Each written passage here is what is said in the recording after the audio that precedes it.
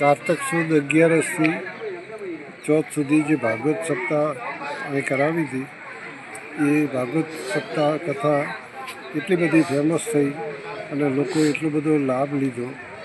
એટલે અમે જે અમારા ગામના સ્નેહી સંબંધી મિત્રો જેને અમે તો મહેમાન તરીકે બોલાયા હતા, એ લોકોએ અમને બીજો કામકાજમાં અને બધી રીતે એટલો બધો સાથ સહકાર આપ્યો કે અમે એમના ઋણી બની ગયા.